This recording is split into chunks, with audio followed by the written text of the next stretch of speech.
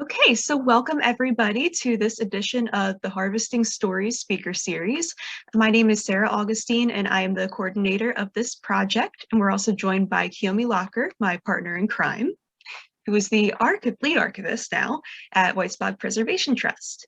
So a little bit of background on the project. Harvesting Stories is a project that is being sponsored from a grant by the New Jersey Council for the Humanities, and it is an oral history grant. So we record the interviews with a bunch of individuals from White Spog, the Pine Barrens, Pemberton, just this general area, trying to collect as much of their history as we can.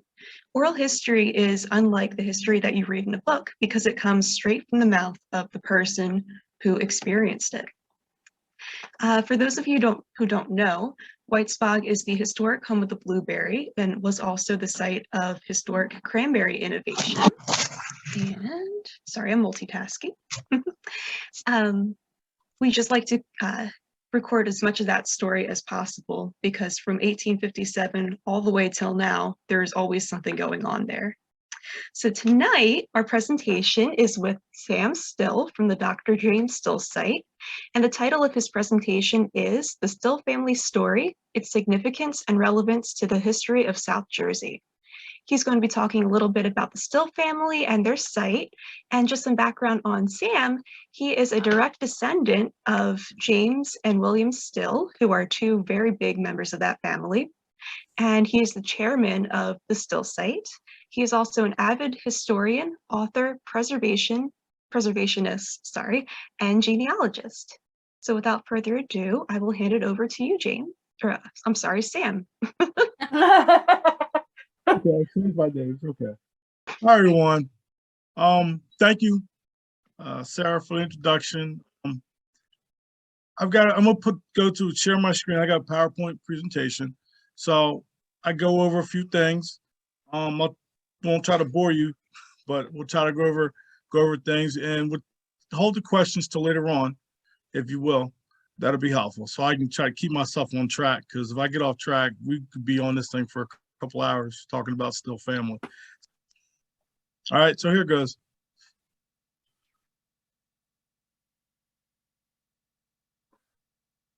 Can everyone see that? Yes. First slide. All right. Yep. Well, I named it The Legacy of the American Family, and what you'll see on here is a couple images here. That headstone that has Still, Levin, and Charity, that is located off of Stokes Road up in Chemung. It's actually in the midst of a few houses. We actually have permission as a family to go visit the site from time to time. Open invitation for that. But they found out that somewhere in the 80s and 90s, a developer was building houses in the area, and the story was that there was a grave there. So they did some ground penetrating radar and what appeared to be graves, and then with oral history from my father and some other people in the family, they noted that they figured that was where the grave site was of Levin and Charity Still. You'll see Angelina and Beulah on there. And Angelina was the first wife of Dr. James Still, and his first child was Beulah. It's also, they put on a headstone Indian Joe Moore, thinking that he might have been also buried there, but there's no definite proof that they were all there, but there were definitely grave sites there. And that land was part of my family's, owned it for a number of years until about 1938, when my grandfather actually lost it over taxes in the Great Depression. Below, you'll see a picture of William Still towards the left, and Dr. James Still in the middle, and their brother Peter Still, who was left in slavery after 40 some odd years and was reunited with the family. Sorry.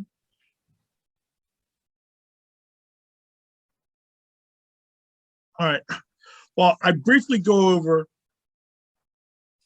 how slavery got started in America, just to give people some important facts about it. I don't dive into much of the cruelty of it, but we all know it was pretty cruel, but there was a reason why it lasted so long. We know in the 17th and 18th century, tea, coffee, and tobacco become social patterns in England. It just wasn't just for the wealthy, but became mass consumption. England's consumption of sugar in 150 years increases to 2,500% by the early 19th century. Sugar processed from sugarcane was very labor intensive. We know in 1516 the sugar cane was first harvested and sent back to Spain from the West Indies. And we know that the slave trade began from the west coast of Africa. 1619, a Dutch ship transported 20 Africans to Jamestown, Virginia. What I point out is important in New Jersey is that in 1664, the Concessions Agreement of 1664 offered 60 acres of land for every enslaved African imported to New Jersey, which helped increase the slave population. They needed the labor force to help colonize the area. This diagram here basically points out where textile, rum, and manufactured goods were produced. They used the they captured enslaved Africans from Africa and brought them over to the Americas to help, harvest sugar, process sugar, cotton, and tobacco. This is kind of a diagram that kind of shows you portions of the slave trade. Gives you an idea that why you see so many different cultures, even through South America and all through the Caribbean and all through Mexico and up into the States.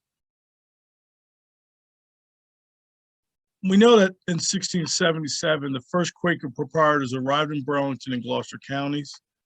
1683, John Huck purchases from the proprietors 1,300 acres located in Gloucester County. Within the bounds of John Huck's plantation was a small community of enslaved Africans known as Guinea Town, which is located present-day Brooklyn, Belmore, and Mount Ephraim, New Jersey.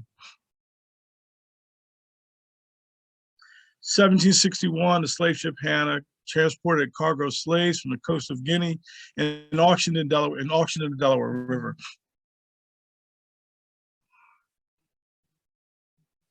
Excuse me. All right. 1797, the Guinea Town, small community of freed slaves located within the area of Huck Plantation. We also know in 1800, 80% of Burlington County, New Jersey, and 90% of Gloucester County, New Jersey, the Black population was mainly free.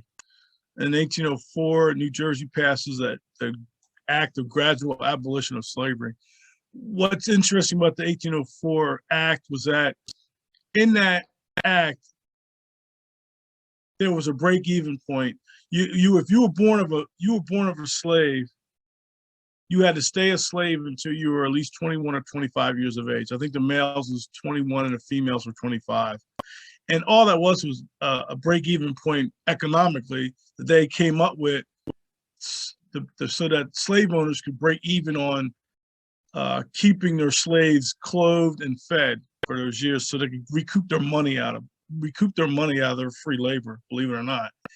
What was also interesting is that during that time, as people became closer to those dates, to those years, some of the slave owners were known to sell their slaves to further south to even get more money without concern of freeing people.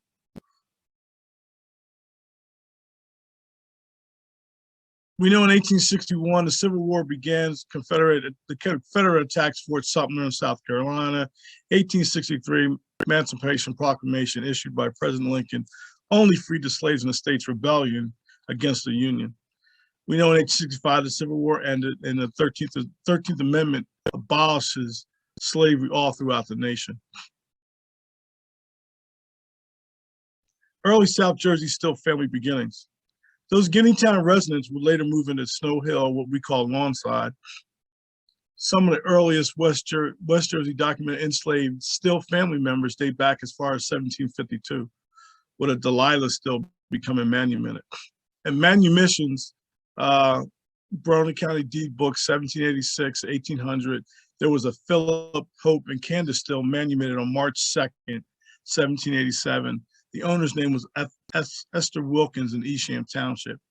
And manumissions is basically when people were set free. So they called them manumissions. They were documents. You got a piece of paper saying that or back in those early days, actually, because enslaved Africans were considered property, those manumissions were located in a lot of land deed books, because that's when you registered your sale of property. Gloucester County Abolition Census 1798 listed freemen of color. There was a Tab Still, a Cubit Still. There was another James Still back prior to the James Still that I'm related to, a John Still and a Bonham Still. We know that over 90 antebellum Black communities existed in South Jersey. Places like Freehaven, Sadlertown, Snow Hill, Coleman Town, Burlington, Petersburg, Little Texas, Clarksboro, and Indian Mills. Some of these areas we ride by every day and don't even know that they were small enclaves of freed Blacks in the area. It's very noted that there's several still families that thrived in these Black communities. And then when we talk about my progeny, Levin and Charity Still, we know that 1798, Levin Still his last name was Steele, and he was able to purchase his freedom from a young slave owner, William Wood. In Sydney, his wife had to escape twice from a man named Saunders or Alexander Griffin. They were located pretty much in Caroline County, Maryland, where they were enslaved at. Levin and Sydney Still, after they arrived in New Jersey, they moved in an area called Chemung, or what we call now also Indian Mills. Sydney was able to change her name to Charity, and they modified their last name to Still in order to hide the fact that she was still a fugitive. So in a sense, my family was grafted in or was adopted into the Still families that lived in South Jersey. If it wasn't for that change or that the ability to take on the last name, my story could be totally different, which is really something that's a key point.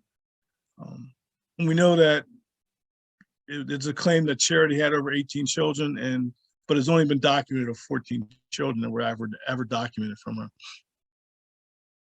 This kind of gives you an idea generally what their travel was from Caroline County. They came across the Delaware River, landed in Greenwich, and then stayed in a little Black enclave called the Springtown Othello. There's a church still standing there. It's called Historic Bethel AME Church. Note that a lot of AME churches were station houses or waypoints for people traveling on the Underground Railroad. There was a AME church in Sweetsboro, AME church in Mount Laurel, places like Wallenside and those type places. And there's a thought that there's a difference between an AME church that's a mount or an AME church that's a Bethel, because the thought was that some of these churches, some of these areas, they could actually stay and live, or they had to keep moving on because it was too dangerous for them to stay. What you'll see here, I'll move this out the way. What you'll see here is the Levin Still's manumissions that I found down in the Maryland State Archives. It says, I, William Wood of Caroline County in the state of Maryland, do hereby set free from bondage my Negro man called Levin Still, aged about 24 years of age, and do for myself and my heirs, executors, administrators, release unto the said Levin Still all my right and all claim whatsoever as to the person or to any estate whatsoever may acquire, hereby declaring the said Negro man called Levin Still absolutely free, without any interruption from me or any person claiming under me, in witness whereof I have hereunto set my hand and seal this 22nd day of 11th month, 1798.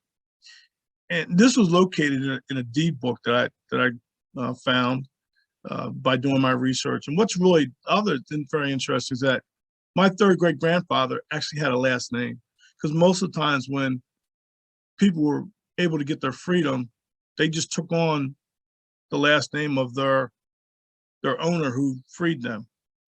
But it's very significant that his last name was Steele. And I'm still doing some more research throughout Maryland, trying to find out the connection with other Steele families in Maryland area. here's a list of, this document was produced for Peter Still when he was able to get his freedom and reunite with the family. And it only lists 14 on there. And you'll see that, Levi Still Jr.'s on there, Peter Still's on there. Okay, Peter Still's on there. You'll see down here, James Still was born April 9th, 1812, and William Still was born, all right, cursor's in the way. William Still was born October 7th, 1821. And this document was given to Peter Still to let him know who his brothers and sisters were. It's kind of a more easier to read a document. You see William Still, James Still, and there's Peter Still. Now, my second great grandfather is Samuel Still, who was born February 26th of 1807. And what's significant about his birth was that he was the very first free-born child of Levi and Charity Still.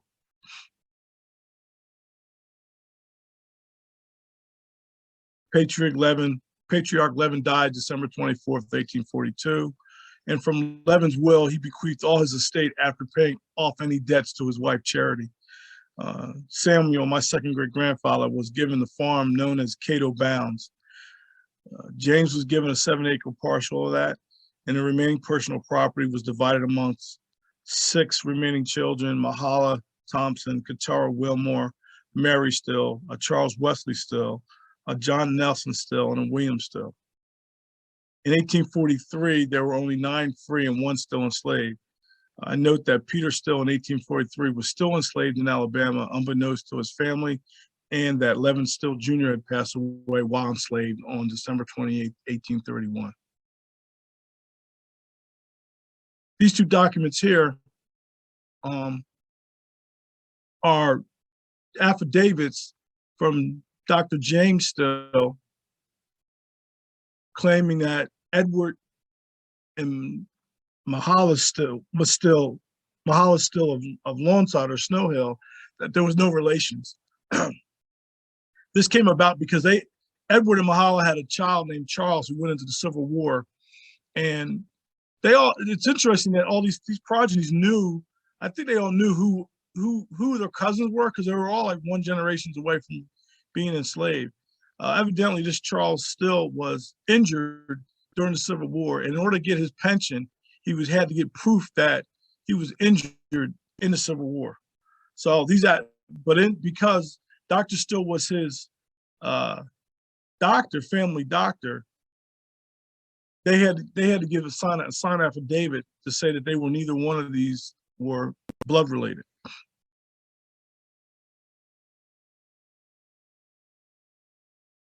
I've discovered in my research of the Still families, there's a distinct there's 2 instances where 2 separate projects married into one another. I know in 1909 it was a marriage of Cubit M. Still III and Juanita Still, and Juanita was a granddaughter of Dr. James Still, and Cubit was a grandson of another Cubit M. Still that was from Eastham, New Jersey. We also know in 1870, a marriage sometime prior to 1875, there was a William Still married to a Henrietta Still. William traces back to possibly a Bowman Still in Eastham, and Henrietta Still is a granddaughter of Levi Still and the daughter of Samuel Still. And it was interesting, and one about the prior marriage, I found that in a will that listed William Still and Henry Still of my second great grandfather. And I had it for a few years, but it never dawned on me. I just thought they were just married. They were just both Stills, and they wrote down they're married. They were Stills, and they married. And I never thought that Henrietta was actually my aunt.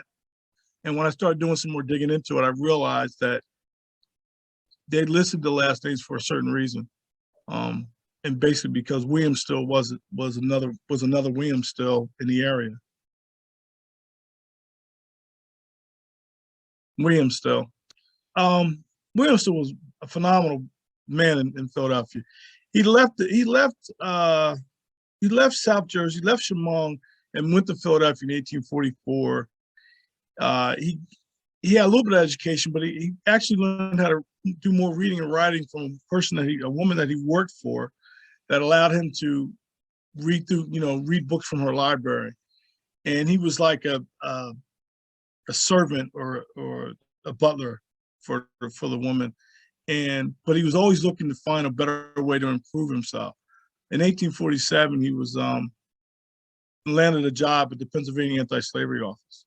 He authored the Underground Railroad book in 1872. He was quite a civil rights activist, successful entrepreneur. He sold land, ice, coal, and stoves. Quite a philanthropist, and later on in his later years. This is an actual picture of William Still. I found this at Swarthmore College. And the picture over towards the right is a picture of him actually, probably may not be able to see it, but he's actually standing. We feel that he's standing in front of his coal merchant business, and that's located at 1816, 1818, and 1822 on South Washington Street in Philadelphia. So not only did he own just like an address, he had a whole block in the height of his career as an entrepreneur. Like I said, he began working in Pennsylvania Anti-Slavery Office in 1847. He started working as a janitor and a mailroom clerk. William and Letitia rented a home at 17 Roddleton Street, which today is 1625 South Dalhousie Street, from 1850 to 1855. What's important about that house is that it was considered a way house as part of the Underground Railroad network, which meant that John Brown, Frederick Douglass, Harriet Tubman, all visited that home. It's a private residence right now. I don't know whether there's thoughts about trying to turn it into some kind of historic site, but it definitely is still standing. They often hid plenty of runaways there and held meetings with the key abolitionists at their home. In 1852, they reorganized the Pennsylvania Anti-Slavery Office and created a committee called the Vigilance Committee, and William Still was appointed the chairman. That Vigilance Committee was provided that their duties were to provide a network of hideouts and also give money and train tickets and food and medicine and lodging and clothing for escaping enslaved Africans that were coming through the Underground Railroad. William is accounted for over 800 fugitives who received assistance during his 14 years of service. This is the home on 625 Dalhousie Street that's still standing. He worked with some of the real heavyweights like Thomas Garrett from down in Delaware. Harriet Tubman did most of all her trips working with the network that William Still had created. William Still was well known with William Lloyd Garrison. There's plenty of documents between the two. Still helped create the network that Harriet Tubman basically used. Very influential person in the city of Philadelphia. John Brown confided with William about his plans for 6 months prior to the raid of Harper's Ferry. Still aided John Brown's accomplishments after the Harper's Ferry Rebellion. He also, William and Letitia housed John Brown's wife and children before they left, and after John Brown was executed and before they left to go to California. The Underground Railroad, his book, was the only document written of its time that kept records of fugitives that were coming through the Underground Railroad. William Still's daughter, Frances Ellen, was actually named after the poet Frances Ellen Harper. They had a very good, close friendship there. Some of the noteworthy escapes were like when you read about them, is John Brown, Jane Johnson, Henry Box Brown, William and Ellen Craft. Jane Johnson was traveling with her owner from Virginia, came up, and they were on their way to Nicaragua because the owner was a Colonel Wheeler, who was the ambassador in Nicaragua. The story is that she got a note down to William Still, and told him that she wanted to be free. And at that time, after 1850, if you were traveling with your owner, you could, if you came across the Mason-Dixon line, you could request to become free.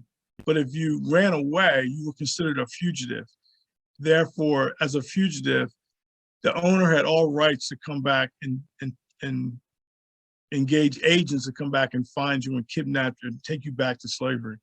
So when she sent this note, and William Still got word of this, he goes down to the docks and he meets her and says to her, you know, you can be free today if you come with us. And she decided to leave. And if you can imagine, this is broad daylight. She's standing there with her owner, and the owner's pitching a fit that, you know, he doesn't want these people to take his property. So they whisk her away, they get her out of there. And what makes it also interesting is that Jane Johnson was the first African-American to actually come back and sit in a Pennsylvania court and give testimony. And what's also interesting about it is that when she came back, it appears that the U.S. Marshals who were on the side of Colonel Wheeler was in the courtroom, and there were Philadelphia police officers who were on the side of the abolitionists on the other side of the courtroom. So when she gave her testimony, the Philadelphia police officers had to like huddle around her and escort her out the courtroom before the U.S. Marshals could grab her and take her back. So I can only imagine what excitement that was sitting in a courtroom in 1850, right? You got Henry Box Brown was another fantastic story that you hear about how he boxes himself up in a shipping crate and ships himself from Richmond, Virginia to the Philadelphia office of William Still. And that most of the time that he would travel, the 26 or 28 hours that he traveled, he was literally upside down in the box. He had 2 or 3 holes in the box, and he had I want to say canteen, but then was a bladder. They used animal skin to make canteens. I can't think of the right word of it, but he had water, and he had some hard biscuits that he ate during the time. William and Ellen Craft. The story with them was they were from Georgia. Her owner, Ellen's Craft owner, was actually her father.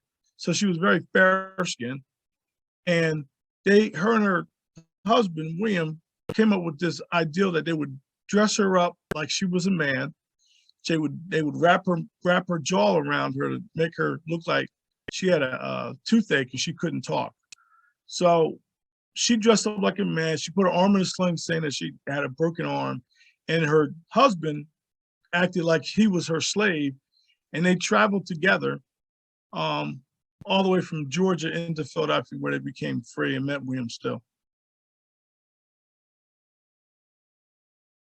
William sent a lot of people to Toronto, St. Catharines, Hamilton, Ontario, and Kingston and Chatham into Canada. So after the Civil War ended, William was the founder of the Christian Street YMCA. In 1889, he led the leader in ending the segregation of streetcars in 1867. He was a member of the statewide Colored Independent Party. He gave an address of voting and laboring in 1874, where at that time he put his endorsement to a Democrat, actually was an independent candidate for mayor of Philadelphia.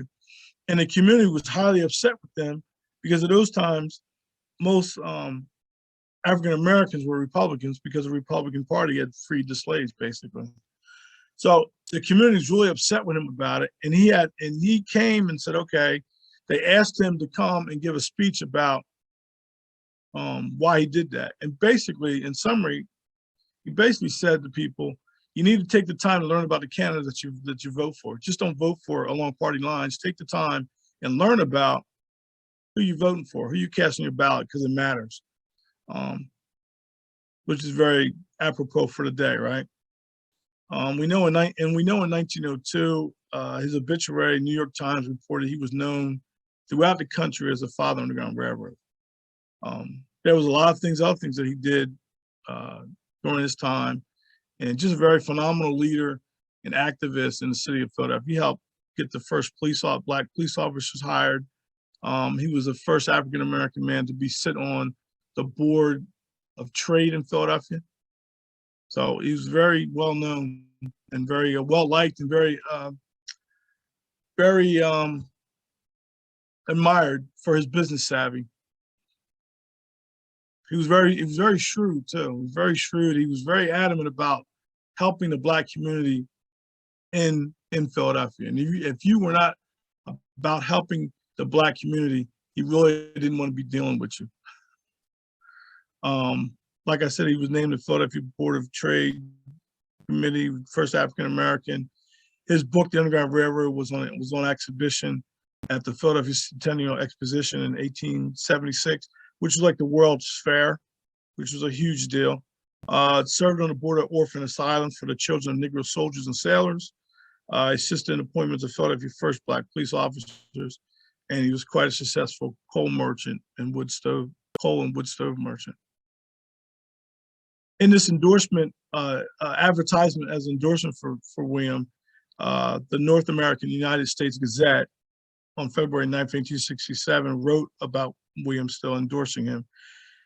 We refer to Mr. William Still. He was one of the prime movers amongst the colored people of the city to secure for themselves proper means of social and intellectual advancement. And on many occasions, he has shown a most proper spirit and of liberality in his business transaction. He has won the desired high reputation for integrity and promptness. Very well respected in the city of Philadelphia.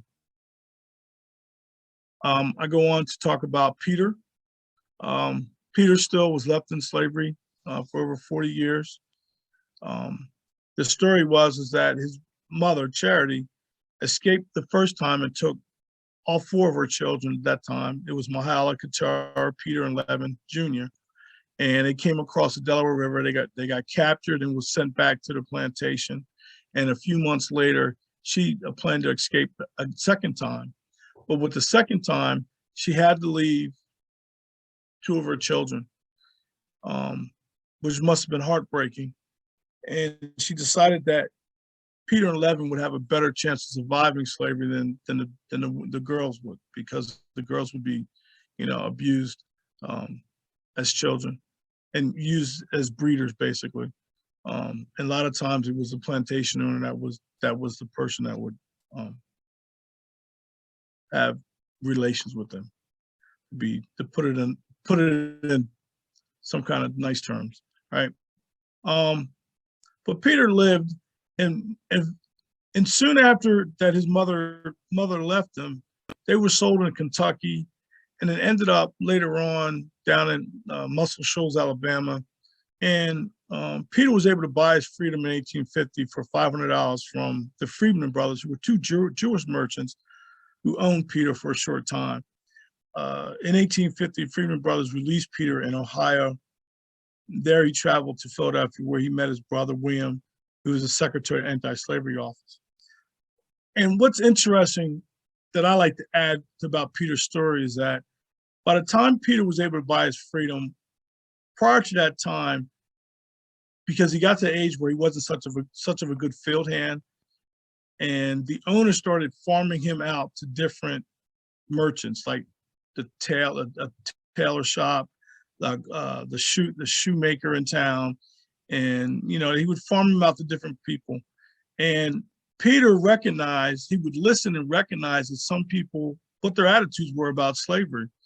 And what's interesting is that he ran into these two Jewish merchants who were not very liked in Alabama, because they were considered, outcasts, and they were merchants that most people didn't care for. So Peter recognized by listening to their conversations that they weren't really cool about slavery. It was something they needed help to run their business. It was the thing to do, to own a slave, or to rent a slave, basically, because they rented it from one of his owners. And then so Peter picked up on this. He was intelligent enough to realize that these men weren't really cool about it. So he approached them and said to them, "Hey, if you buy me, I'll pay you back, and could you set me free afterwards?" And what they didn't also realize was that Peter was able to, because he learned these different trades, Peter would collect throwaway items from the whites in town, like the shoes, clothing that needed to be repaired. He would take these items, he would repair them, and go back to the plantation and trade them for produce. And then he would take that produce and go back to the town and sell his produce. And he was able to do this, and he was allowed to, on the weekends, allowed to save that money that he would earn. So when he made the deal with the two Jewish merchants, they didn't know that he had $300 already in his pocket. So that night that they brought his freedom, he walked into their office and said, "Look, here's $300 down on the $500 I owe you. I'll have the rest of it within a year." That, to me, was a very significant point, that he recognized that these men weren't cool on slavery, that he paid attention. He was intellectual enough to realize that, hey, I might be able to get my freedom this way. Took a chance, and it worked out for him. So they couldn't free him in Alabama, so they had to take him all the way up to Cincinnati, Ohio to free him, because in Alabama, you weren't even allowed to give your slave freedom. So he gets to the anti-slavery office in Philadelphia, and he meets William, and he starts telling William about his mother and father named Sidney and Levin, and he had a brother named Levin Jr. And William looks at him and is realizing that this is the brother or the child that his mother had been very depressed about for over 40 some odd years, that she had left these two boys in slavery. It took William about 2 or 3 days to convince Peter that he was his family member. So they reunite with the mother. By this time, his father had passed.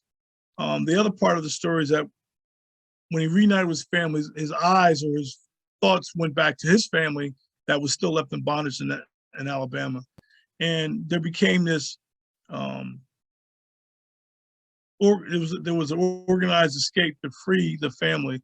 And a gentleman named Sam Conklin, who actually was I think he was an Irishman, I think as they write it, he was an Irishman.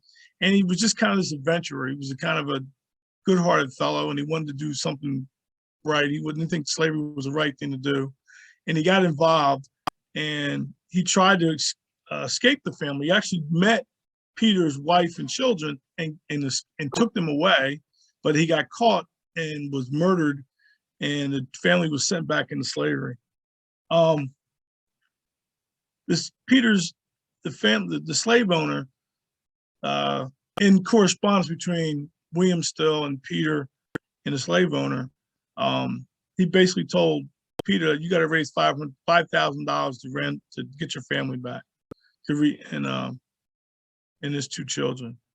What Peter did, he went around through the Northeast and talked about how bad slavery was, and he met a lot of the abolitionists, and he was able to speak at different churches and different events, and he raised the money, and that's how he got the $5,000 within 5 years. So he was able to get his family free in 1855. He ended up settling in Burlington, New Jersey, and he had basically a successful truck farm where he grew produce and delivered produce to the market in Burlington City. He's buried in the, I want to say that there's a cemetery in the center of Burlington City, which is like a combination of all the different congregations there in the Burlington City, which is unique in itself, that there's a cemetery where blacks and whites were both buried in, and he's buried there along with his wife, Vina. Now, everybody has their favorite uncle, and to me, Dr. James would have been my favorite uncle if I was living in those days and had a chance to talk to him. Quite an individual. He learned he only received 3 months of formal education. He practiced herbal medicine. He distilled his own medicine extracts from roots and herbs. The picture to the far left was a tavern that he turned into a hospital, which is around the corner from his home, which was around the corner from his home in Medford. And what's interesting about that tavern is that the owner of the tavern told him he would never be able to purchase it the tavern went up for sale on an auction, and Dr. James Still put a bid down on it, and didn't think he was going to win it. Went back home, comes back a few hours later, and comes to find out he actually won the bid for it, and he was able to get a mortgage together to pay the mortgage, and he paid everything off by the time he was like 50, 60 years old. All the properties that they own. To the right here is Dr. James Still's cemetery headstone, and he's located at Jacob's Chapel or Coleman Town Cemetery over there on Elbow Lane in Mount Laurel. A couple of things that I put up about things I found thought was pretty interesting. I found this cartoon or this drawing about, if you know what Bright's disease, phthisis and scrofolia and congestive fever are, you might be a genealogist. In this country, helping train Ukrainian soldiers. David. Stephanie Ramos tonight in Ukraine. Stephanie, thank you. And back here at home tonight, and a developing headline from Minneapolis tonight, the mayor. Can everyone please place their computers on mute? Thank you.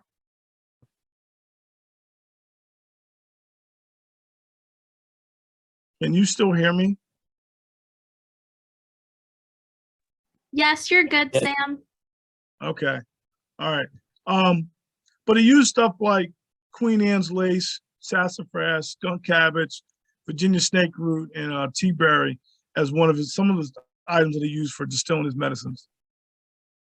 His home was located in Medford.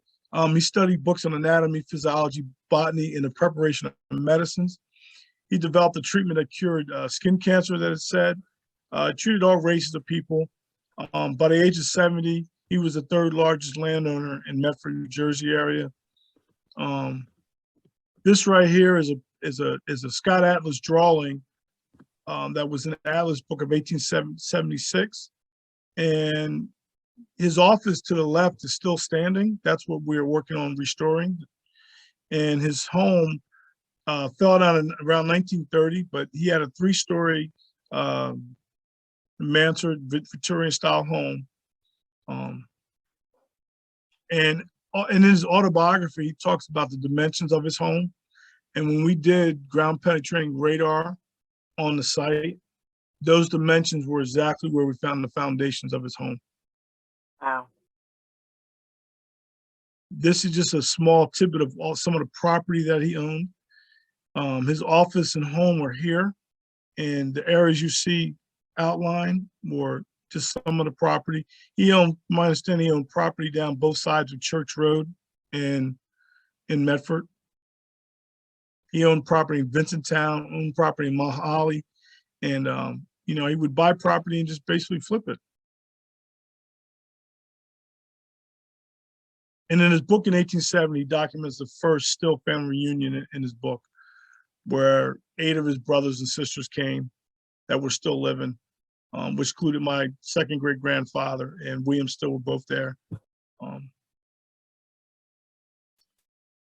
Peter had died, I believe, in 1868, so he wasn't living.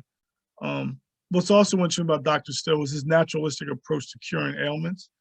He had this thing called Bulldog Salve, which was like a healing ointment.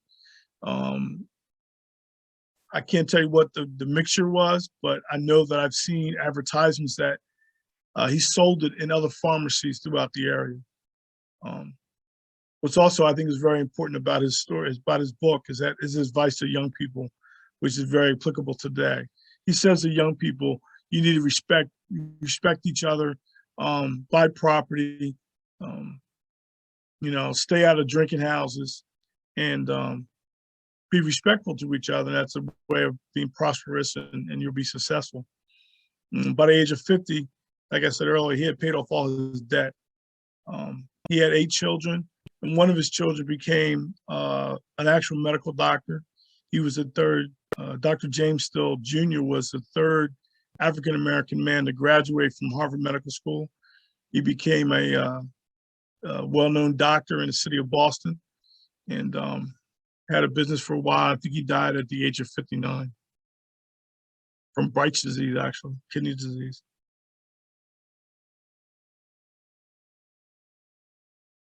some of the quotes that I found very interesting about Dr. Still. If I can remove some of the stuff out of my vision here on my screen. The laws of nature are justly, I can't even see it. There it is. The laws of nature are justly executed. The rich, the poor, the learned, the unlearned, the king who rules a nation, or the beggar upon the wayside, all meet at a common level of humanity at the grave. Riches are gained. Another quote is, riches are gained by more by saving than by earning. It is no matter how much one earns, he can spend it all in less time than it took to earn it and still be poor.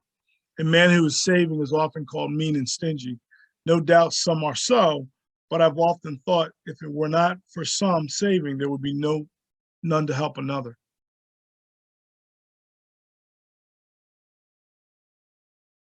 A great mind is planted within us in the beginning of our lives, and like other plants, it needs cultivation and watering for the best fountains. So I list some of our references because I don't want people to think that I just came up out of midair, out of nowhere, and learned about this stuff. But I've done a significant amount of reading and checking different documents and different things. So one is the Underground Railroad book, 1872, Dr. James' Early Recollections and Life of Dr. Still. Kate Picard wrote about Kidnapped and the Ransom, which is Peter Still's story. Those three books really kept a lot of the family history together. And then later on, like Lori Kahn, who was a granddaughter of Dr. James Still, she wrote a book and tied in a lot of missing points. So those books were very important in my research. The Peter Still papers is where we got the catalog of Levin and Charity's children.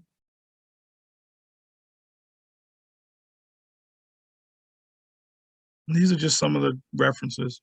And I can, the Emma Marie Trusty book is a really good book.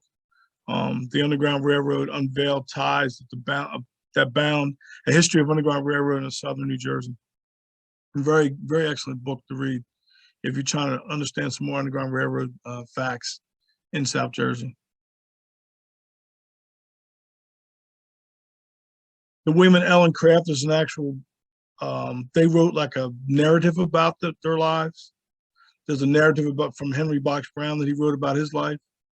William and Ellen Craft actually moved to England and came back later on after the Civil War ended and created a colored school for Black children in the South, but their school was burned down by the Klan. And that was the end of kind of their story with trying to help, end of the story with them. Henry Box Brown went to England and became a magician. So all very interesting information and good reading if you're into history. A couple of years ago, I helped a gentleman who's a phenomenal illustrator and children's book writer, a gentleman named Don Tate. William Still and His Freedom Stories, The Father Underground Railroad. It's an excellent book for a young child to get some reading on or a basic understanding of the Underground Railroad, even up to somebody who's even up to 4th and 5th grade. It's definitely a good book to read to get, if you want to give a child an introduction to it, what the Underground Railroad was about. And we have those books at the center for sale.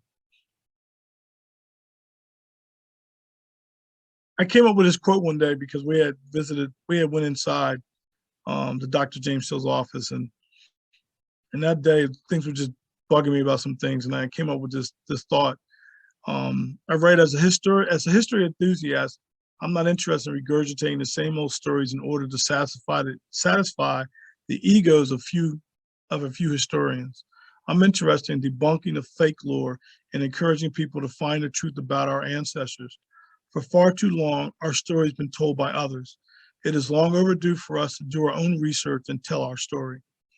And all that came about because there are books that are written about Dr. Still, William Still, that don't come with a very good perspective of Dr. James Still. They put in a lot of stuff that's irrelevant. Like there was some books out there that are just not, not real truthful. They just kind of, or they regurgitate what Dr. Still wrote in his book, and then they try to add their own stuff in it from other stuff. And I just think we need to learn to get away from those type of things and start digging into our own history and start writing our own story.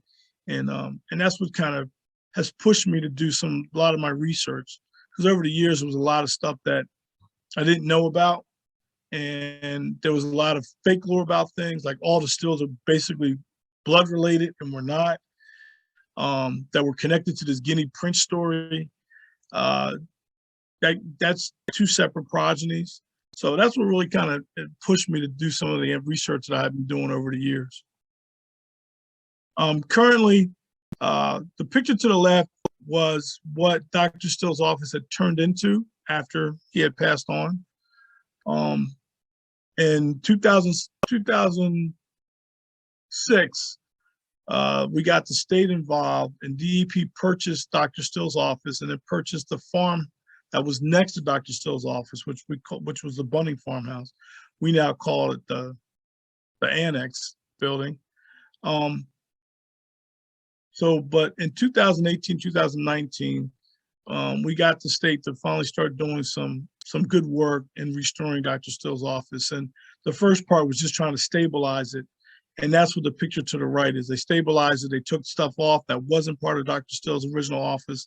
And now they're in the process of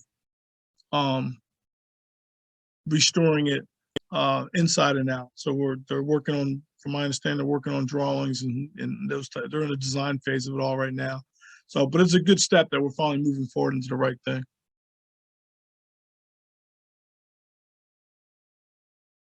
What I thought was interesting with his house was that you see the siding is vertical. It's not horizontal. And that was typical for those days. The cornices that you see going around the building, they were all original. They were all original wood.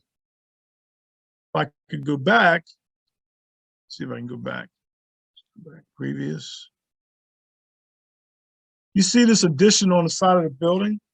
Well, when they put that addition up, they never took down the roof, the cornices that go around. And what's interesting, when they took it down, or when you looked inside the building prior to them doing the work, those cornices were sitting there, just as pristine as could be, because they were protected from that addition that they put on. Whoever somewhere in the past put addition on.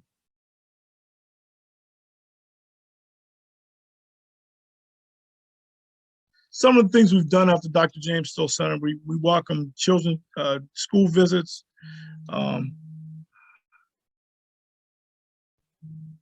We welcome, we have organized groups that come out, school visits and those things.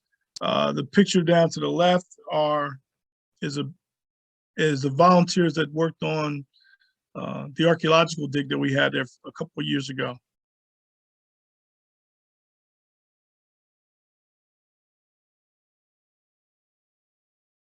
Some of more recent photos. I think Terry's over there.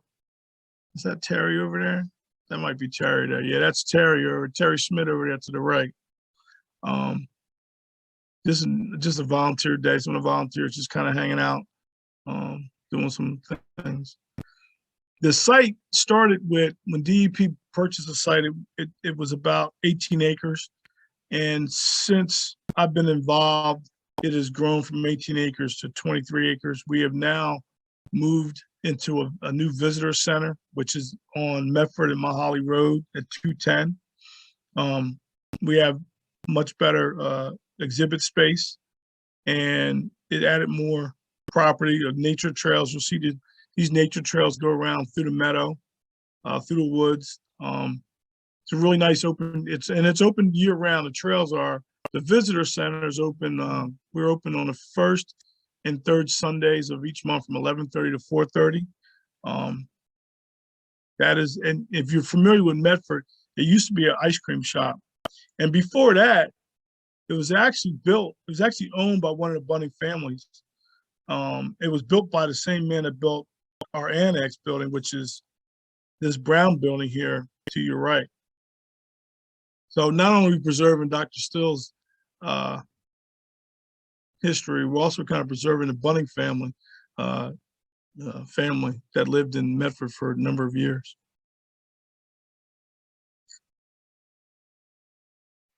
Pretty much wraps up my talk.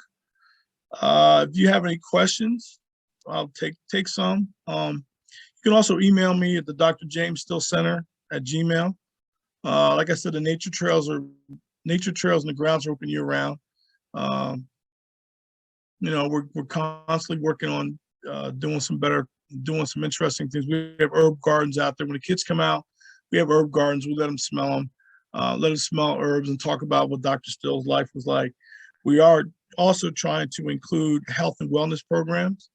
We realized a few years ago that something else that we could add to attract people and to help is to give maybe classes on yoga, how to make some herbal remedies. You know, and being an herbal medicine doctor back in those days wasn't unusual. So it wasn't like Dr. Still had everything was something spectacular, something that he created on his own. He learned a lot from other people, and not just learned how to distill medicines from Native Americans in the area. I think he also learned from the books that he read and from other people that he had been friends with. Once again, the center's open from first and third Sundays from 11:30 to 4:30. Or if you have a group or an organization that wants to come, contact us and we'll see if we can schedule a visit during the week. I have a couple of volunteer people who are retirees, and I often will take a day or two off or half a day to meet a group and talk with them about, you know, what we're doing out there.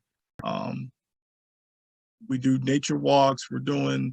We have a space now for small yoga classes. So we got people who want to teach yoga and Tai Chi and some different things like that. We think that those programs would be something that Dr. Still would want us to do. That pretty much concludes what, you know, my talk. Back to you, Sarah. Thank you so much. Yeah, thank you. That was so interesting. And I'm kind of ashamed to admit that I haven't been over to the site yet, but I'm going to be making a point to go over very, very soon. Yeah, let's take a work trip. Yeah. Yeah, White Spog work trip. So I did see a question in the chat from Terry. If I can get it back. I can just ask it as well. Yeah, because my chat is not opening for some reason. So Sam, every time I'm reading about Peter Still's book, or I'm hearing, you know, Lebanon Charity's stories, it occurs to me, like, how fragile were these papers that gave them their freedom? Like, you know, at some point, do they get lost? Do they get stolen? Are they misplaced? Or, you know, they're walking through swamps to avoid roadways. There's probably a very good chance that I would think before slavery ended, they would have to try to protect them the best they could. Now with Levin, his he must have had a copy of it because it was documented in a deed book. So I would imagine that somebody had to produce some kind of document for him, because he stayed around. If you note that he stayed around from 1798 until 1805, 1806, until he made the escape with his wife. He stayed around to keep an eye on him. And maybe also could have been the fact that once he was freed, maybe if he stayed within the community that knew him, they may not have so much bothered him. Because realize that even in Delaware, there was a woman named Patty. I can't remember her last name, but she owned a tavern, and she had her business. Part of her business was recapturing slaves. It was very. Oh yeah, it's in the book. Yeah, it's very. I also read an article on her, and they called her the first serial killer of America. I was like really astonished. I was like, whoa, I had heard about her, but she was pretty ruthless, and she would send agents up to, New Jersey and Pennsylvania. So keeping those documents very safe and sacred were very important, and that's the reason why Levin, when he was able to bring his wife and reunite with his wife in New Jersey, the reason why he changed her last name, the reason why she changed her first name, and not even did they do that, they moved to Chemung. Now, you know, most people here are, they're familiar with the Pine Barrens. I can't imagine what the Pine Barrens must have looked like in 1805 and how desolate it must have looked.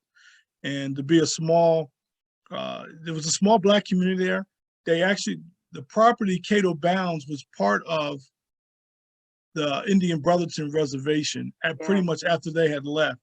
The Native Americans had left and joined their families up in New York. So there was a very small Black community, and most of them were probably hiding out. You know, if you wanted to hide, I would think the Pine Barrens was a place to go. They provided refuge for a lot of different people looking for a safe place, a safe haven. Yes. They still do. Sarah, is there any other questions? I don't see any other questions in the chat. I finally got it to come up. If there are any other questions or comments, you can feel free to unmute yourself so you don't have to type it in at this point. Thank you very much for sharing the story. You're welcome. You're welcome. John, Great job, Sam. Thank you, Paul. hi, Paul. Hi, If Gary. there's anything that I screwed up, please correct me on. We'll talk. We'll talk. Okay. Okay. It was, That was it was, fantastic. Thank you. yeah, it was. You're welcome. Hi, Kenya. She's a teacher and she appreciates because it's Hello. Am I still on? My computer's telling me somebody else signed in. No, We can you're still on. see you. Okay. so cute. Yeah, a few people signed in shortly after you started, Sam. Okay. Okay. And Well, we'll I'm share glad- this recording so you can watch it on our YouTube channel. Mhm. Great. That's awesome. You have a nice audience, Sam. Well, that's good. I'm always looking to, just spread the word. I'm very busy this month coming up. I have about 3 in-person presentations and another 7 or 8 virtual. You're and- speaking somewhere tomorrow, right? No, not tomorrow, next week. I'm actually speaking doing the same thing virtual at the New Jersey State Library. And, Oh. Yeah. then I have a presentation in Maryland at the Hosanna School Museum. Okay. So yeah, I'm busy this month coming up. Trying to keep track of all these dates is driving me nuts. Sarah can confess to that. We had to reschedule a couple reruns with this because my schedule's been just crazy trying to keep track of work schedule, personal life, and this schedule. But yeah. It all works out. Yeah, so great. Yeah, if thank you anybody, so much for sharing your time. We appreciate it so much. Thank you. so if you Thank you. stop by the center, you'll see that we've got coffee mugs, there's books, we've got Dr. James Still's book, Peter Still's book, The Kidnapped and the Ransom, The Underground Railroad, which we're working with Stockton State, hopefully here to get that book reprinted. Plexus is not interested in doing hardbacks anymore. And we have the William Still Freedom Story book for sale. And there's a biography that a gentleman has done that's going through the process of being finalized, that I've had to advance. I've had the opportunity to read it and provide some comments, and he's done a really good job. There's another book by another author named William Cashadas. He's done a book on William Still, which is pretty good. And that book really does an analytical or statistical view of number of enslaved Africans that came through William Still's book that he notes. Yeah. The other book that I've read here recently, I'm not sure what the name of it is, but it's the gentleman's name is Andrew Demler, and he's a well-known historian and professor at Townsend State. And he did both these gentlemen did a decent job, really good job. I think Andrew did a little better job, but maybe that's because I got hold of it first and had a chance to read it. But William Still was a very significant person in the city of Philadelphia. And once we get Dr. Still situated, I'm going after Philadelphia. I think William Still needs to have a statue or a monument or something in to give him his due rights. I mean, a lot of stuff has happened in Philadelphia that most people don't even know that he was involved in. And, you know, there's a statue of Octavius Cato. And my feeling is that William Still should be next to him, somewhere placed. Very influential in the city of Philadelphia. When it comes to civil rights, being very, you know, an entrepreneur, you know, to make it on the Philadelphia Board of Trade in the late 1800s as an African American was monumental. And it was a two-edged sword because when he became so-called wealthy, people looked upon him as, oh, you think you're better than us. You know, you're now, and I don't ever think that was the case. I think he always recognized where he came from, but he also recognized that he didn't have time to do like the balls or the social things. He was always about trying to take care of and create opportunities for Blacks in the city of Philadelphia. And he was adamant about it. He wrote people off. If you read his Underground Railroad book, you'll find out that through 800 pages of that book, he talks about Frederick Douglass like one time. It's like 2 paragraphs, like 1 paragraph of Frederick Douglass in the whole entire book of the Underground Railroad. And the reason why is the reason is that Frederick Douglass criticized William Still for writing the Underground Railroad. He felt that the people that traveled the Underground Railroad should have written their own story. And William was like, most of them couldn't read or write. So how do you expect them to tell their story? Right. He put those stories in that book, and Frederick criticized him for it. And so he just cut Freddie out of the book. So I think, Sam, I think the other major point to make about William's book is the fact that it was, of all the books written about the Underground Railroad, it was the only one written by an African American. Yes, and it was written of its time. It wasn't written 40 years later by someone listening to a bunch of stories. When people came through his office, his first task was to sit them down and write their story. Like, where'd you come from? Who was your owner? You know, why'd you leave? Who'd you leave? And what he realized later on, what made it so significant was that when his own brother came and he met with Peter, he was like, this information is key. People are going to use this information to find their families. And it still happens today. If you know of Dr. Charles Blockson's library over in Philadelphia, the reason why he got involved in the Underground Railroad reading, because he ran across a story of his grandfather in the book. And he got so enthused by it, he started doing his research. Now, look at it now, 30, 40 years later, he has a whole library, a building at Temple University. Yeah. You know, so if it wasn't for William Still's book, that may have never have happened. You know? Amazing. Yeah, so the impact is timeless if you're doing research on your family, you know? And the other thing that I find interesting is that the Underground Railroad book the Underground Railroad just wasn't about Quakers helping people. It was a multicultural network of people that helped each other out. I mean, you know, we talk about how the Southern whites were bad and the plantationers were bad, but there were people outside of that were helpful. They didn't believe in slavery, and they were adamant about ending slavery. Unfortunately, it took lives for that to happen. But in that, you realize that it was the first first of all, it was the first multicultural network of incandescent system. And it was a loose system. It wasn't like everybody knew each other, but it was the first one that ever occurred to get people to do a civil right, almost a civil action thing to get people free and to change this country.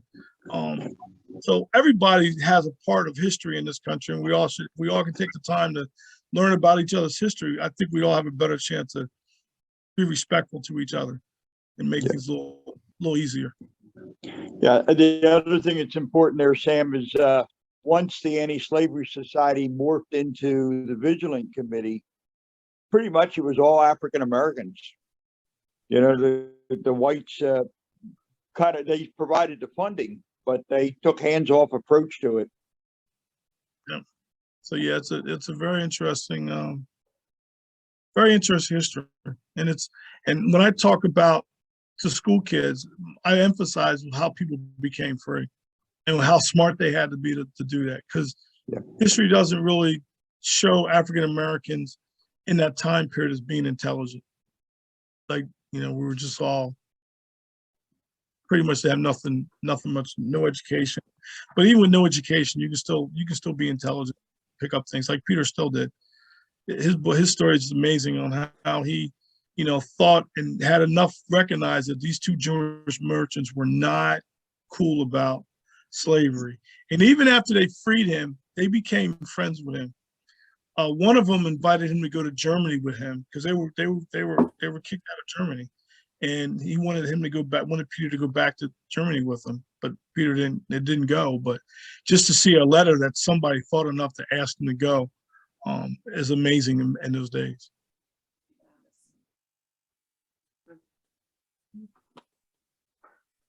What's all in the chat room? Okay, no questions. Okay. I think Allison's going to start using the term fake lore.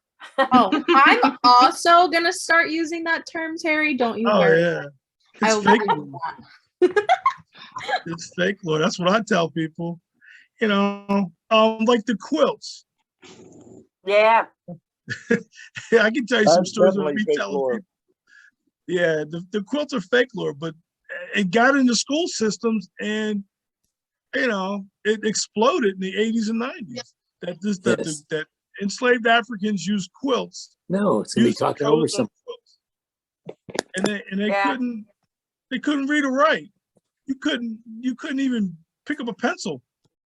So how would someone know what a code was or symbol was on a quilt in Maryland versus what the symbol was in Georgia? Yeah.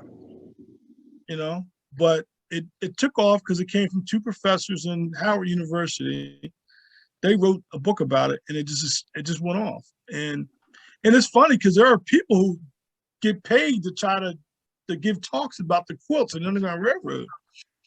It's amazing. You look at it, and you're like, it doesn't even add up. But Well, they had a woman at the State Museum 2 years ago for during Black History Month. Do you remember that? She was giving a talk about the quilts. Giles Wright did a great job of exploding that myth. yes, he did. He did. And the other thing about that myth, if you dig into it, there's not I haven't read a single book on Underground Railroad or slavery ever from a noteworthy historian that said, yeah, the quilts were used. No one touches it because it's not true. Except for the people who want to make money. I learned something new. I never knew that it wasn't true. So do you think there was some kind of symbol or, I mean, hobos used them on the railroads to indicate safe places, food, lodging, things like that. I'm asking if you think that it's possible that some kind of symbolism could have been used. Well, I think what was used was the songs. That's why the songs and the oral history is so important. You know, when they sung "Swing Low, Sweet Chariot," that was someone was coming by to pick you up, that even take you on Underground Railroad. The songs, and they could sing these songs in front of everybody, and nobody, they're just some happy. And they wouldn't raise suspicion. They're just some happy slaves over there singing songs. And little did anybody know that they're passing messages amongst each other. You know, and that's what following the drinking gourd was about, finding the Big Dipper where the North Star sits on, right? Yeah. So if you can find the drinking gourd was the Big Dipper. So, you know, those songs were very important. And that's why sometimes the oral history becomes so important because, again, they couldn't read or write. And when you think about it, I understand what you're saying about hobos, but think about when you're enslaved, a slave owner finds that someone's reading a book. They poked out their eyes. They burned their eyes out. And they did it in front of everybody, or they cut out their tongue. So think about it. You're in a crowd full of people, and and you see somebody, it's your family or friend, get their eyes taken out because they opened up the Bible. Yeah. Would you want a chance to read anything or pick up a pencil? Yeah. Scared to death. I think the fact that the Underground Railroad was such a clandestine operation that any kind of symbols or icons that might have been used would have negated some of that clandestine nature of the movement. Because understand that, Terry, you could have a safe house and your neighbor who's 5 miles away from you could have one also, and you may never even know because you're not on the same network. That's right. You may not even know. So that all came about. So, it was you got to realize people were terrorized to learn how to read and write. And from birth, so when someone showed somebody a book, they were like, I don't want to touch that. That'll get me killed. Yeah. Wow. So all that mental tragic, post-traumatic, that trauma got passed along through generations. So yeah, when I read more about Giles Wright and I started thinking about all the books I had read, I was like, yeah, I've never seen a single historian in any of the books I own or have read that talk about the quilts being used as used for the Underground Railroad. Yeah. Berlin doesn't talk about it. There's some other people. The guy named Fortune, he doesn't talk about it. So it's just interesting that this quilt thing took off in the 70s and 80s from these two Howard professors. And those Howard professors, one was a art major, and the other one was a economics major. And the stories that they read or they purchased a quilt from a lady from California that told them that the quilt was used on the Underground Railroad. And they just took that and just morphed it into a bigger story and wrote a book on it. If you listen to the project that had that recorded a lot of enslaved Africans, years later, there's no talk about quilts ever being used, none of that. So I think Giles Wright was dead right on when he talked about it. Correct. But yeah, William was a phenomenal person in the city of Philadelphia, really adamant about trying to help his fellow man. Yep. And people didn't like it because he became wealthy. And then he started dealing with a different crowd. I won't say a totally different crowd of people, but he was invited to things that most Blacks were not allowed to go to. So, a lot of times when you do that, it even happens today when people become rich, suddenly now, you think you're better than me and you forgot where you come from. And, I had to tell my boss today that I had went to a community event a couple of days ago, and I was telling him my feelings about doing that kind of stuff. And I told him a story that I worked for PSC&G, and when I went to PSC&G, I had to do another community event up in Newark. And because I walked in with a bunch of whites from PSC&G, people automatically thought, and some guy called me Uncle Tom, and I just looked at him like, you don't really know who I am. But it just shocked me because I didn't even know how to respond to it. I had never been called that, but I had to understand where they were coming from. They were, PSC&G was building something in their neighborhood, and people had got the community all riled up that PSC&G was building a nuclear plant in Newark, which wasn't true. So these people already came out. Well, because I was with these people, I'm an Uncle Tom. It happens, you know, and he didn't know anything about me. So imagine William Still getting voted to be on the executive board of trade in Philadelphia. You know, you're running with circles that most people can't even dare run with. So I don't think he ever lost where he came from. I don't know how you could ever lose the fact that your mother and father were slaves and were escaped. Yeah.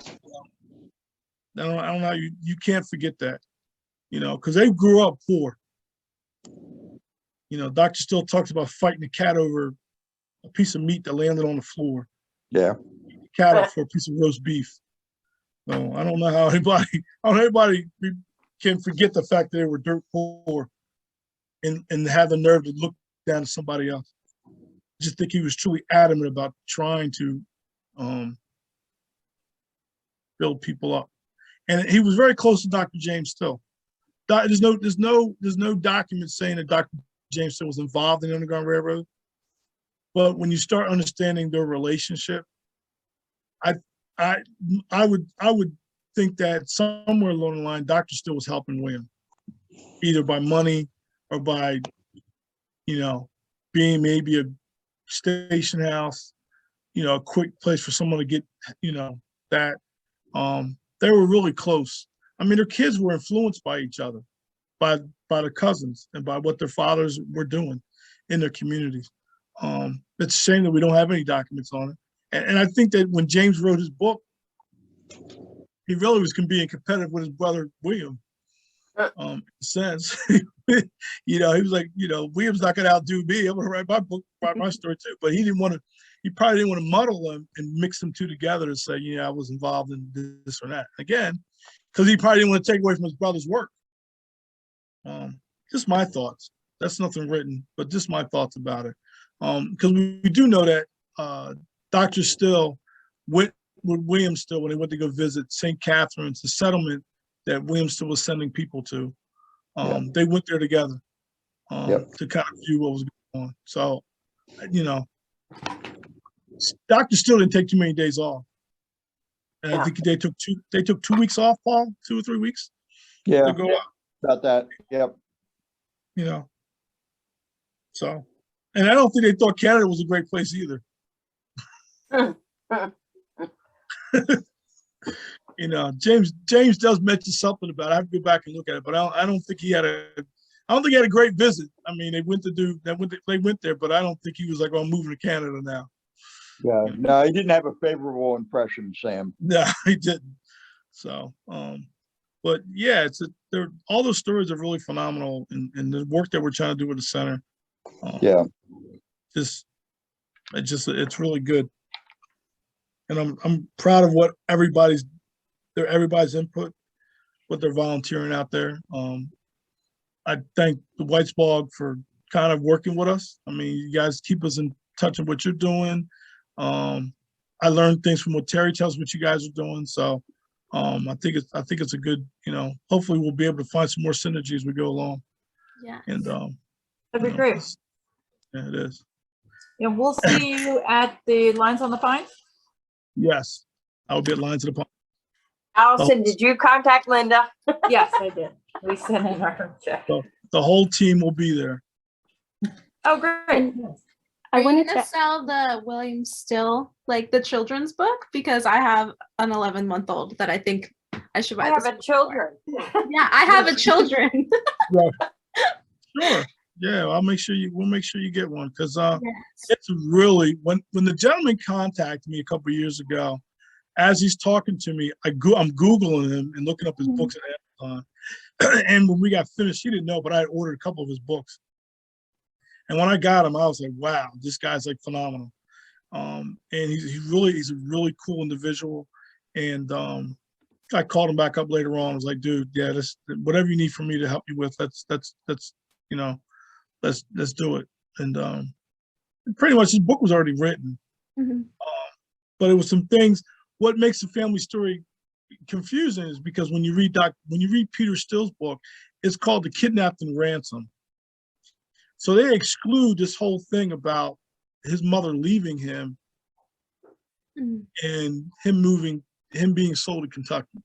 Because his mother, when Peter Still's book came out, his mother was still considered a fugitive. In Oh, so he 1855. couldn't write about her. So the woman that wrote the book, and what's interesting about that is that she wrote to William Still to get information on the family's early beginning. And William never responded. He never wrote her back. And she wrote to Peter saying, Peter, I've written to your brother, William, and he won't tell me anything about your mom and dad's history. And basically, he was like sworn to secrecy. He's not telling that. And because in his eyes, he didn't know the author. Mm. Like he didn't know her. Peter knew her because she was a school teacher in Alabama, and she knew of Peter. So she knew later on about the story, but it was just interesting to read a letter that she was like, Peter, William wouldn't give me any information at all, because she was trying to make sure what she was writing was enough to hide the story.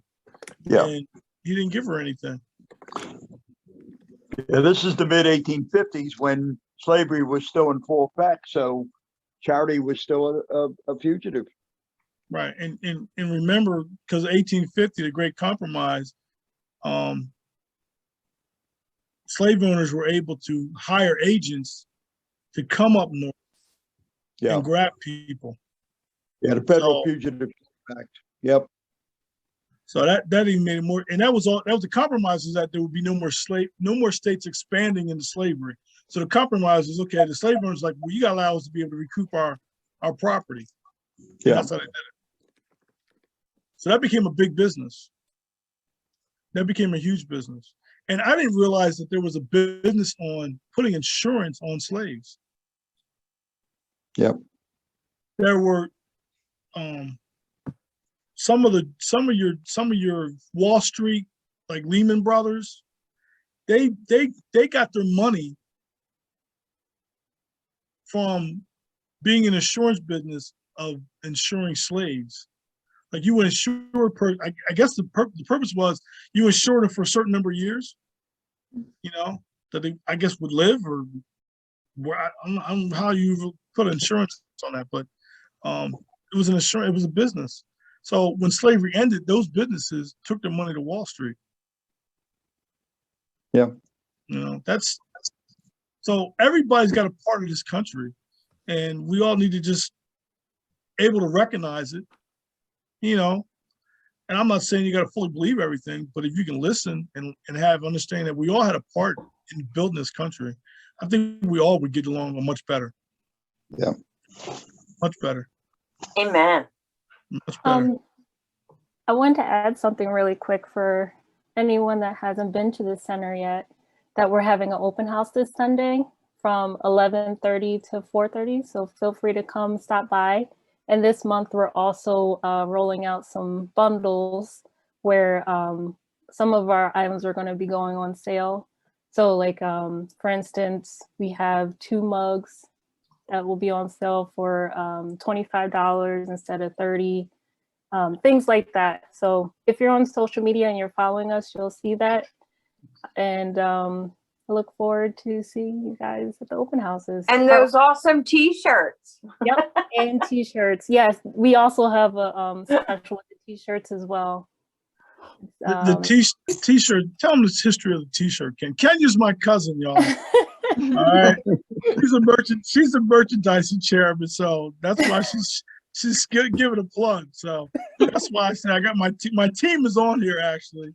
I'm not gonna call them out, but there's a few people on here that's on my team already. So they're probably getting text messages or something to say, hey, you forgot this or this.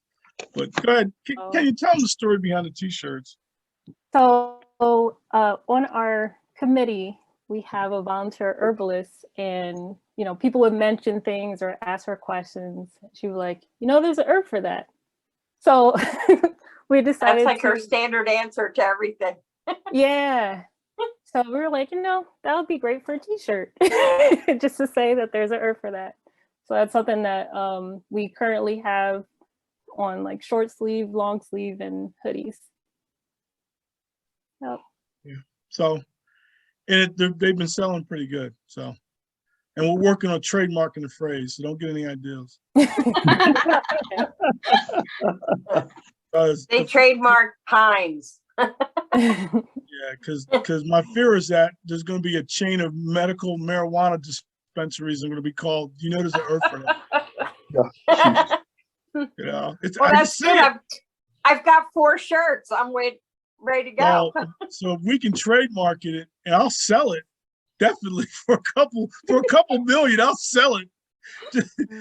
It'll give us a nice endowment to keep the center going. But maybe stranger things have happened, right? Yeah. You never know. So Do you have memberships? as of really what we ask for people to come volunteers to get involved. We do have we're talking about that, but we really haven't rolled that out yet. Yeah. We've been thinking about it, but it's really, we try to get people who want to volunteer, and we don't try to work people to death. I mean, there's a few key people that have time, but we always need help at the center, especially when springtime comes in. We have an area we want to create a community garden, but it's just been taking a while because it's so wild out there that we're going to have to do some extra work to get the ground ready to be able to plant. But it's always working the trails that need to be done. My education committee is working on working on presentation for school kids. They're trying to do a virtual program, a trunk program for so that we can go to schools versus all the kids because of COVID. That kind of stuff. Grants, we always need people to help work with grants.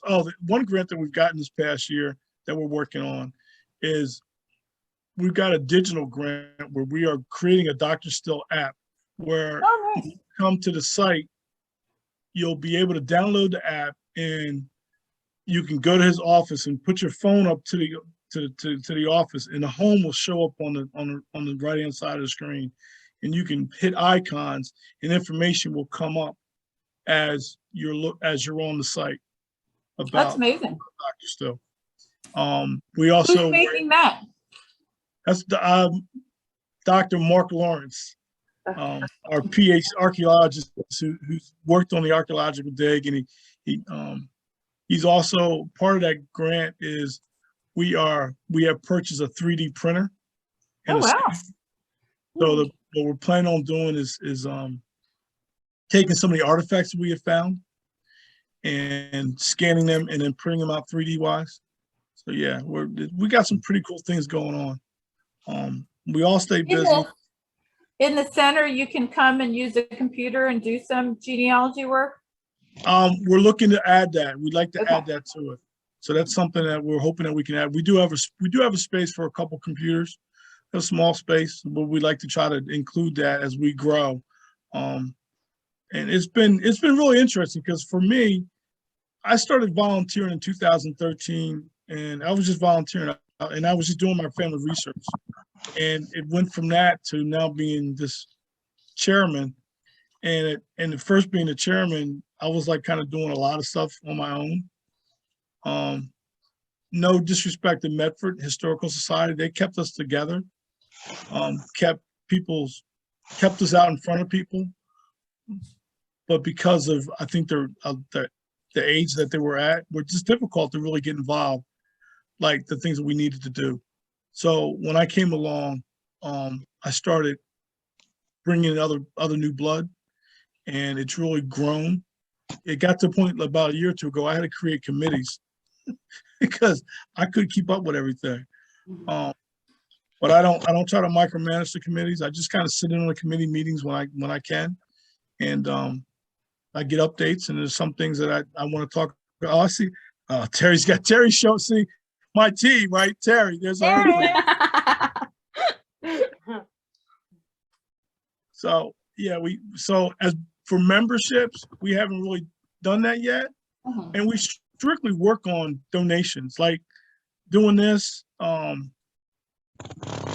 learned that Facebook, you can really generate some nice funds if you do them. I've learned if you do it in small amounts, like $500, $700, or $1,000 here and there, people tend to look at that as, oh yeah, I can do that. But when you do something larger, I don't know. I think people get scared off. I tried one that was like $3,000 and I got like maybe a couple $100. But Right. when I stuff that's like, oh, we need this specific thing and we only need $1,000 for it. 2 days later, it's like you reached the goal. So yeah, you had a fundraiser on your Facebook page, right? Yes, we did, and we reached the goal. So and that's yeah, really, I was just gonna say, Sam, you met yours, and I think India is only 150 or 175 away from hers. Her yeah. goal. Actually, hers was last year, and we've got that money already. I'm almost certain. Yeah, we got it. Yeah. Okay. So yeah, So you can make a donation through the website or through the Facebook page. Yes, you can. Absolutely. If you go to our website, we have a page. It's actually a Square account page, and on that page, you can either buy the books and you can make a donation. And White Spot has the same as well on their webpage. Yeah. And anything that we can help, later on this year, we're looking to do a classic car show to raise money. Nice. I'll be there. So Terry's the president. Not me, the other Terry Smith. The other Terry, the Mustang. We call her Mustang Terry. She is now the president of the South Jersey Mustang Club, because she's an avid Mustang owner. So. Not me. And that new electric Mustang is not a Mustang.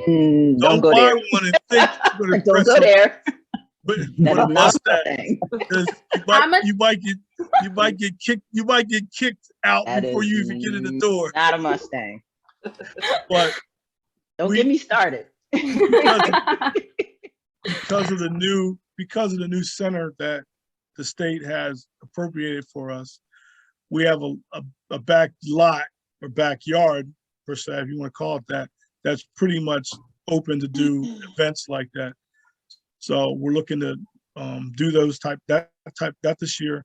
I'm also looking to do on Sunday afternoons, probably like once a month, to do music at the crossroads. So we want to try to bring in, jazz artists, local blues artists, which I'll be probably contacting somebody there who handles their music to see if I can get, a blues band or some kind of folk band, a group, just to come out on a Sunday afternoon, just to kind of perform and maybe introduce some new stuff. Recognize that the people that visit Dr. Still Center is a diverse group, which is really great. So we want to do those kind of things that people can come out and enjoy the grounds, and it's really nice. And what we do, we do it at the annex. So there's a small stage. There's this and the area is perfect for a small group, 40 or 50 people to just come out and just kind of hang out and just chill. The one thing I've noticed in this past year, because of the new center, what's been interesting on open house days, it used to be just me. For a lot of years, it was just me at open houses. Now our open house is like, oh, are you gonna be at open house? I'm coming. I'm gonna work on this, and that. So we're all just kind of hanging out. And I think of it like when I went to White Spot one day, and the ladies were sitting on the porch out there, and I was like, where's the jug at? Because it looks like you ladies are just sitting down and just having a good time. Where's the jug? And they just kind of hanging out. And I just thought, I said to myself, I could see that happening at Dr. Still Center. An open house. Must have been Sharon and Deb. Yeah. You were there that day. I don't know who it was. I can't remember. Yeah, it was Sharon was there that day. Yeah, well, Deb's at this meeting. Deb's at this presentation. Okay. Oh, I see her there, Deb. Okay. So I just think it's interesting how we are evolving, and it's really good to see. Like when I go to do the Lines and the Pines now, it's not me all day talking. I used to go set up, and before I could set up, I would have 5 questions. People coming by asking me questions. I couldn't even get set up. Now I've got a whole team of people that just they show up to want to help out and be involved, and I kind of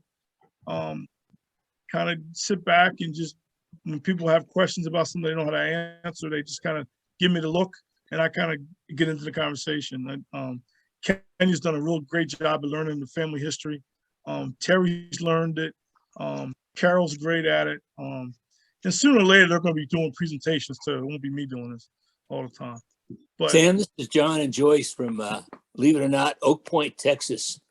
And wow. want to thank you for sharing your story about Dr. Still and the Underground Railroad. It's been a real education. We're related to one of your other members there, Lisa.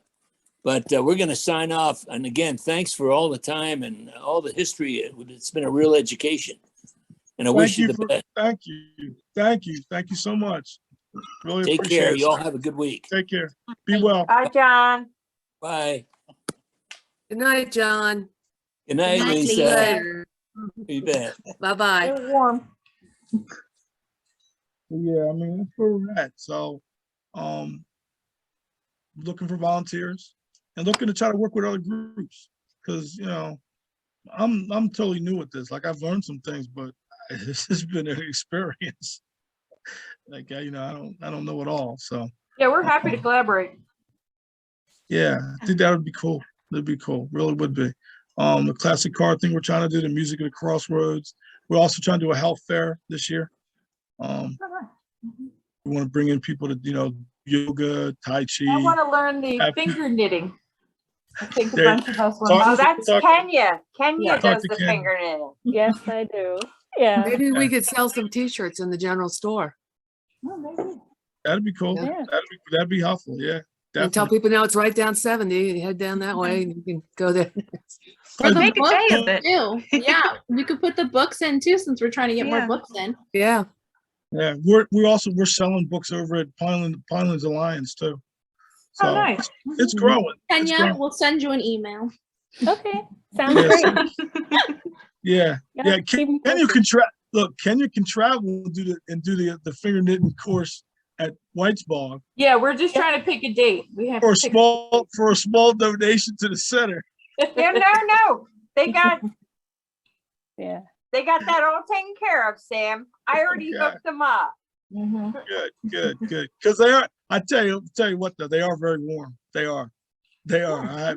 Kim did one, and it's warm. I have to give her credit. It's warm. Great job on that, Kenya. Really, because me finger knitting. I don't know. Allison, are they still doing the seed exchange tomorrow? As long as, you know, the roads are safe. So just keep an eye on the roads tomorrow morning. And we did ask the state forest to try to salt our entry road tomorrow morning. Yeah, right. Yeah, it's supposed to be pretty icy, I suspect. Yeah, So I think if I'm gonna not stay tomorrow, it'll be the next weekend too. I think I'm gonna stay put tomorrow. Yeah. Yeah. Okay. But yeah, I mean, it's growing. It's really growing, and I'm, you know, quietly excited about it. I don't get too excited sometimes about things because I'm still working so much. I don't. But there's a lot of good milestones that have been happening. You know, over the past couple of years. You know, before we were working with Medford, we came out of Medford's 501c3, and now we're our own 501c3. And Terry Schmidt's been a godsend for us. You know, the relationship that we have with the state is excellent. So Yeah. we're working. The forestry just cut down all the invasive trees out in the meadow. The poor deer are probably like, they're looking around like there's no place to hide right now. Please, girls, ladies, everybody at White Spot, tell them the deer don't have a problem finding a comfortable spot to relax. Oh, they will. So, but All right. Well, thank you everybody for coming, and thank you, Sam, for presenting tonight. You're Just so welcome. everybody knows, our next presentation for the Harvesting Stories speaker series is going to be 2 Fridays from now. So on February 18th at 6 p.m., we'll be having Dave Orleans sharing some original songs and some of his stories from Whitesbog and the Pine Barrens. And just like this one, it will be free to members, and it's only $5 for non-members. However, if you would like to become a member, it is only $20 for new members, and you can do so either in person at Whitesbog. The general store is open on weekends, or you could do it online on our website, whitesbog.org. Yes, Terry. Do you know which house Dave Orleans lived in when he lived in the village? Superintendents, I think. He lived in the gallery. Oh, gallery. Wow. I knew if Terry asked, it had to be the gallery. Plug in the gallery. Well, that's great. Yeah. We just did an interview with him about a year ago now, so it'll be fun to kind of follow up on that with an actual presentation of what he does. I don't know him, but I have some of his books. All right, I'm gonna go draw plans for my second floor. All right. All right. Good night. Thank you you're so much. You're an architect too? I am. Look at these, Sam. These are